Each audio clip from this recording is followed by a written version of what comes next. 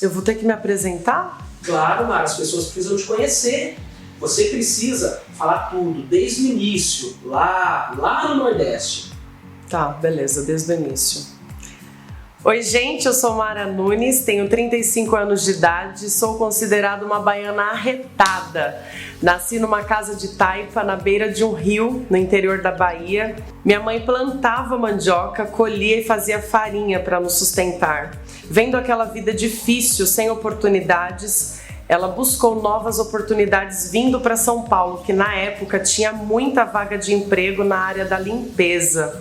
Então nós tivemos pessoas nas periferias de São Paulo, da Zona Leste, que nos acolheram. Moramos de favor na casa de um, na casa de outro, para minha mãe poder trabalhar e sustentar os 2 filhos, eu e meu irmão. E como foi aqui em São Paulo, Mara? Vida difícil, vivia quando você estava fora da escola. Como que era a sua vida? A nossa chegada aqui em São Paulo foi muito complicada, né? Filha de mãe solo, trabalhando como faxineira, não tinha o auxílio do pai. Mas graças a Deus, em um dos bairros que nós moramos, que foi União de Vila Nova, lá tinham projetos sociais e foi graças a esses projetos sociais que nós não ficávamos na rua, né? Então, quando não estava na escola, a gente estava nos projetos sociais. Mara, fala pra nós, se não fossem esses projetos sociais na sua vida, como você acha que você estaria hoje?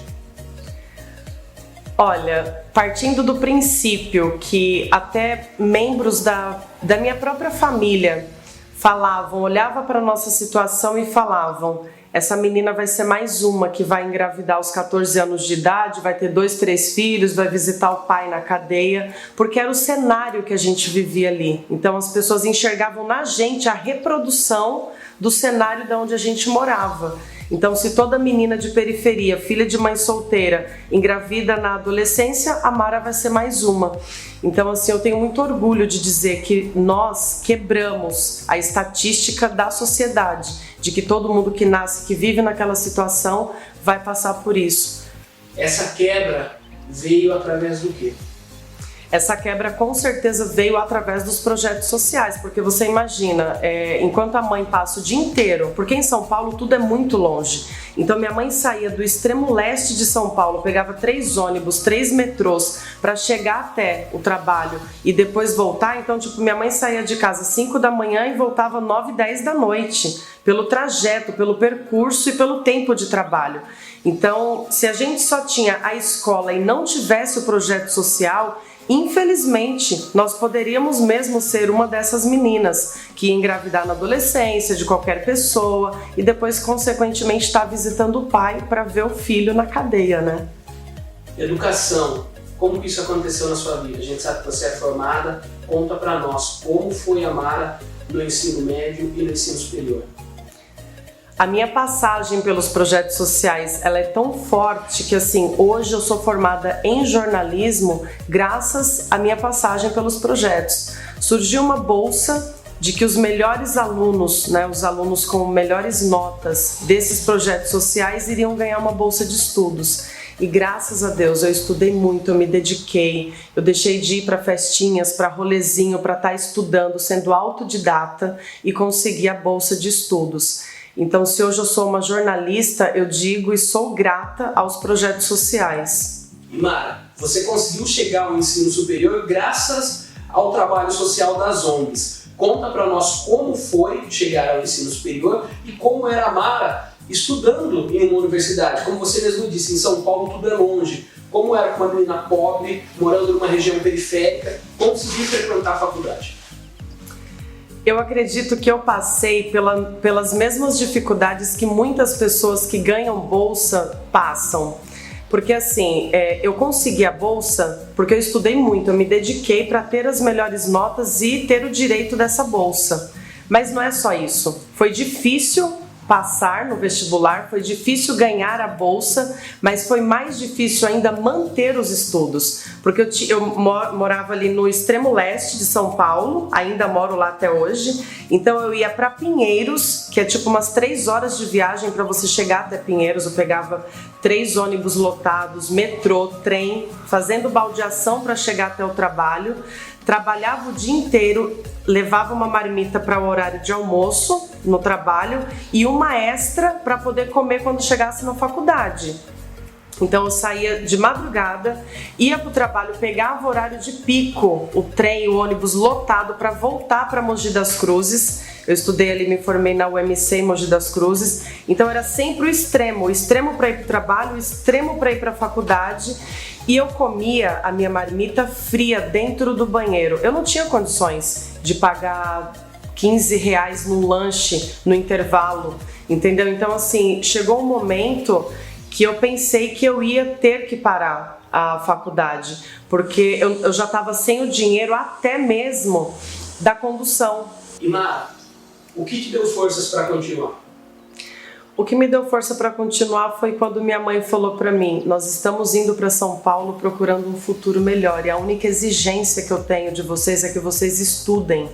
Eu não quero vocês trabalhando na faxina, não que não seja digno, mas como ela sabia que era um trabalho sofrido, que é um trabalho que não é glamuroso, que não é tão bem visto e bem pago, né, pela sociedade, ela falava: eu não quero vocês reproduzindo a mesma profissão que a minha. Então sempre que estava na dificuldade eu falava assim: eu preciso estudar, eu não posso pegar uma DP, eu não posso reprovar. Então eu fiz 4 anos de faculdade sem ter o direito de falar assim: esse sábado tem aula e eu não vou, eu tenho que ir, porque eu preciso as melhores notas, nem que seja de presença, de estar ali participando. Mas eu não posso esquecer também das pessoas que durante essas minhas dificuldades me ajudaram. Eu tive pessoas que falaram: você tá sem lanche para comer? Tô sem lanche para comer, mas o mais importante para mim é tirar xerox dos livros, então me ajuda com os livros, eu vou continuar comendo marmita no banheiro, mas eu preciso xerocar os livros dos meus amigos que compraram, porque também não tinha condições de comprar livro, material. E amigos que chegaram e falaram assim: você tá sem condição de pagar o transporte? Toma aqui meu bilhete único, esse mês eu vou pagar. Então assim, você tem a oportunidade, mas você também precisa de pessoas para te ajudar. Por isso que eu sempre falo: ninguém faz nada sozinho. E a Mara, jornalista formada, graças ao empenho, à dedicação, ao apoio dos amigos, dos projetos sociais. Como que a Mara entrou no mercado da comunicação? Então, na verdade, eu escolhi a profissão de jornalista, né, me formar em jornalismo, porque eu já atuava na área. Eu apresentava um programa de TV a cabo antes mesmo de entrar na faculdade. Então, graças a essas pontes, esses contatos, eu comecei a estagiar no meu primeiro ano. Essa minha facilidade de comunicação, de conversar, de interagir com as pessoas, amar conversar com as pessoas, sempre me abriu portas na área da comunicação. Então, eu já trabalhei em vários veículos de televisão, rádio, mídia impressa, mídias sociais. Então sempre trabalhei na área. E uma área que um pouco ficou diferente foi a área da política. Eu fui convidada para ser MC, mestre de cerimônia, de alguns eventos, né, políticos. E aí acabei sendo convidada para ser assessora de imprensa, assessora parlamentar. E me apaixonei por essa área, né? Porque é você estar em contato com quem pode e quem precisa. Né? Então, o bichinho da política picou em mim. De lá pra cá, eu tenho esse amor assim, por essa área, comunicação e política. Quando que a menina negra, pobre, da periferia, teve a ideia de ir para os Estados Unidos? Olha, é engraçado porque assim, por ser uma menina do mato, morar naquela cidade simples e humilde, eu não era uma menina que ouvia sertanejo, músicas nacionais, eu ouvia músicas internacionais que os fazendeiros dali da região onde minha família trabalhava ouviam. Então, desde pequena, eu gostava muito do inglês. Eu falava: essa não é minha língua, é uma língua diferente.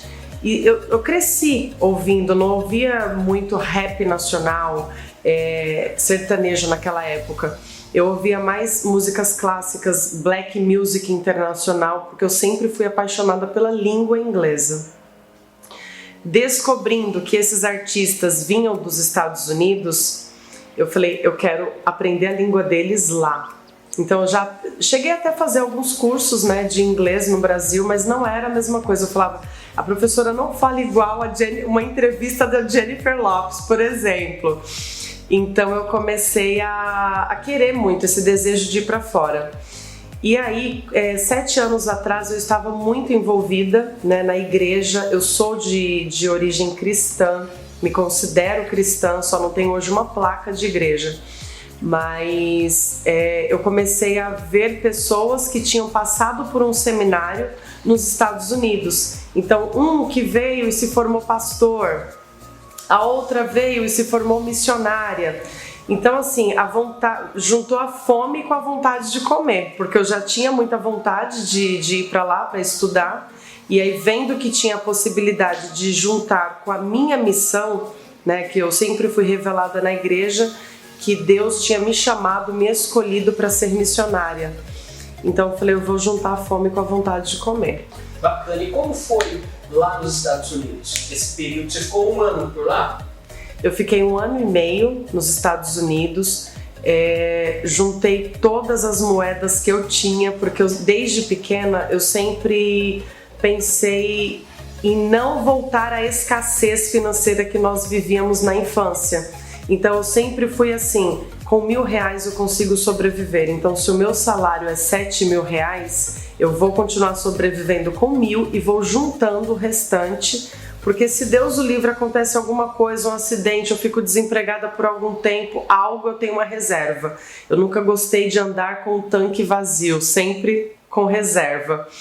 E então, assim, naquele momento que eu vi a oportunidade de ir para os Estados Unidos para aprender inglês, para aprender missões e me qualificar nessa área do social, eu não pensei 2 vezes. Juntei tudo que eu tinha de economia, vendi meu carro e fui para os Estados Unidos para estudar. E é uma coisa que eu tenho muito orgulho, porque quando minha mãe veio com 2 filhos do interior da Bahia para São Paulo, ela veio para trabalhar, para lavar banheiro dos outros, e ela colocou na minha mente, não quero você lavando o banheiro de ninguém. E a maioria das pessoas pobres, negras, assim como eu, que vão para os Estados Unidos, a grande maioria vai para trabalhar lavando o banheiro dos outros, trabalhar atrás de balcão. Não que isso não seja digno, é digno, mas a minha mãe implantou em mim, eu não quero isso para você. Então eu zerei minha poupança, vendi meu carro e fui para lá bancando os meus estudos com apenas 23 anos de idade. Então é isso. Aí fui, estudei, me formei em missões. E Mara, depois de formada, por que não fazer missões na África, leste europeu, sudeste asiático? Por que retornar para o Brasil? Eu fui propriamente dito para os Estados Unidos estudar missões porque eu tenho um desejo muito grande de ir para a África. Quando a gente vê esses vídeos de africanos, deles sendo felizes com tão pouco que eles têm, com essas pessoas do mundo inteiro que foca na África e vai para lá para fazer projeto social. Então eu tinha essa vontade, eu falava, eu preciso aprender inglês, né, para fazer algum projeto social lá na África. Só que, para minha surpresa, 1 ano e meio ficando lá nos Estados Unidos e estudando sobre missões, quando eu voltei para o Brasil, eu chorei do aeroporto até chegar na comunidade. Porque eu falei assim, poxa vida, o mundo inteiro se preparando para ir fazer projetos sociais na África. E eu moro numa África. Quem vai cuidar dos meus? Quem é que vai fazer missão aqui para esse menino que está lavando o para-brisa de um carro, que está vendendo bala, para essa mãe que está com uma criança de colo, vendendo bala dentro do trem? Então, andando no trânsito, no ônibus, no metrô, no trem, eu comecei a ficar constrangida, assim, sabe? De tipo, tô indo, estou formada missionária, vou para a África fazer missões, mas aquilo ficava batendo dentro de mim. Você vai para a África fazer missões e quem vai fazer missão na África que existe aonde você mora? Aí eu desisti, estou no Brasil até hoje. Que bom, bom para todos nós. E Mara, fala um pouco para nós agora da sua atuação política. Você comentou que trabalhou na assessoria, e na assessoria você fez um trabalho muito específico para Mãe Solo. Conta um pouco para nós dessa realidade. Atuante como jornalista, eu fui convidada a fazer trabalhos MC, mestre de cerimônia, para alguns candidatos, né, deputado estadual, federal, prefeitos e tal. E ali foi o meu primeiro passo na política, né? Então eu fui convidada para ser assessora E como assessora, eu participava de algumas reuniões. E em uma dessas reuniões, eu descobri que tinha uma verba numa secretaria lá onde eu trabalhava, que se não fosse destinado a algum projeto para usar aquela verba, ela voltaria para Brasília. E aquilo me incomodou muito, porque eu falei, eu moro numa comunidade carente, onde tem projetos sociais carentes demais, que não tem um lanche para dar para as crianças, que não tem cadeira, que não tem tanta coisa, não tem infraestrutura. E aí o poder consegue trazer esse dinheiro, não escrevem um projeto para destinar para as pessoas. Então assim, eu fui lá, corri, tinha um prazo muito curto, corri, escrevi o projeto junto com líderes ali da comunidade para saber e entender a necessidade daquela comunidade, e nós escrevemos um projeto destinado a mães solos que estavam desempregadas e tinham filhos, não tinha ajuda dos pais. Então elas aprendiam a profissão de costurar, né? Se tornaram costureiras e ganhavam uma bolsa auxílio de R$700. Naquela época, há 8 anos atrás, foi uma baita de uma ajuda, sabe? Porque a maioria delas não ganhava R$1 de ajuda do pai, tinha que trabalhar, viver o que minha mãe vivia, né? Então, assim, vendo essa situação do que eu sofri, do que minha mãe passou, eu falei, não, eu vou destinar para um curso, né, profissionalizante com uma rentabilidade para a mãe. Elas ganhavam R$700 para aprender a costurar e as empresas doavam banners para elas, e esses banners se transformavam em bolsa, em nécessaire, avental de cozinha. Então assim, elas pegavam aquilo que elas faziam e iam para feiras vender. Então, além de aprender uma profissão, ter uma bolsa, elas ainda aprendiam a vender aquilo que elas tinham construído, que elas tinham, né, confeccionado. Então assim, foi muito bom para mim isso, porque dali eu entendi que através da política a gente pode transformar vidas, a gente pode transformar toda uma comunidade, toda uma sociedade. Basta ter pessoas que têm acesso a esse poder, esse dinheiro, ter a expertise, né, a inteligência de escrever projetos que realmente vão beneficiar pessoas que realmente precisam. E agora a Mara entrando na política, não mais nos bastidores, mas como uma candidata a deputada estadual, que a Mara pode fazer na Alesp? Olha, para ser bem sincera, eu nunca quis vir como linha de frente, como candidata na política. Eu sempre gostei de trabalhar nos bastidores porque eu gosto desse contato humano, eu gosto de ir na comunidade, saber o que as pessoas estão precisando.